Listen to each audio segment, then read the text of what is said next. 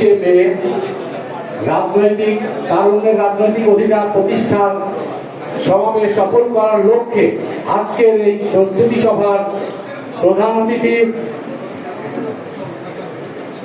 কেন্দ্রীয় কমিটির vice president Rasel Mahmud ভাই, আর বিশেষ অতিথি হিসাবে আমাদের মাঝে উপস্থিত আছেন মুক্তার ভাই, আবির ভাই সহ রাজশাহী মহানগরীর সকল পর্যায়ের নেতৃবৃন্দ।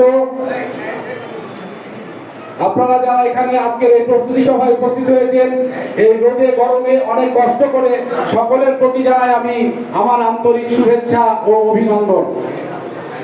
ভাই, আমি আসলে সমাপনী বক্তব্যে কয়েকটি কথা বলে শেষ করব, কারণ আপনারা অনেকেই অনেক দূর থেকে এসেছেন গরমের মধ্যে, গরমে কষ্ট করে।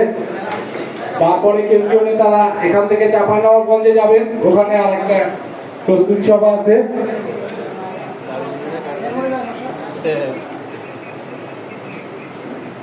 তাই আর আমরা বেশি সময় দিব না, আজকে দু একটি কথা বলে শেষ করে দিব।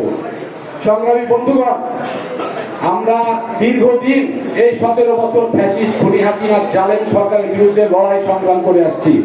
আপনারা দীর্ঘদিন আমাদের সাথে পাশে থেকে এই লড়াই সংগ্রামে অংশগ্রহণ করেছেন। জেল, মামলা, হামলা, জুলুম, গুম, খুনের বিরুদ্ধে আমরা এই সরকারকে পতন করতে চেষ্টা করে পতন করতে পেরেছি। তাই আমরা বলতে চাই, আগামীতে যেন এই সুযোগ, আগামীতে যে নির্বাচনের জন্য আমরা চেষ্টা করছি, সেই নির্বাচনকে যেন ভুল উন্নতি করতে না পারে, সেই জন্য আমরা সকলেই সজাগ থাকবো এবং তারেক রহমানের নেতৃত্বে যে সকল কর্মসূচি আগামীতে আসবে, যেমন আগামী 24শে মে সকলেই আমরা স্বতঃস্ফূর্তভাবে রাজশাহী মহানগরীর নেতৃবৃন্দ নিয়ে আমরা উপস্থিত হব বগুড়ার তারুণ্যের সমাবেশে। এই কথা বলেই আমি আমার সংক্ষিপ্ত বক্তব্য শেষ করছি। খোদা হাফেজ। বাংলাদেশ জিন্দাবাদ, বাংলাদেশ জাতীয়তাবাদী জিন্দাবাদ, জিন্দাবাদ।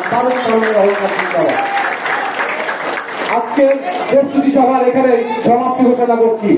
খোদা হাফেজ।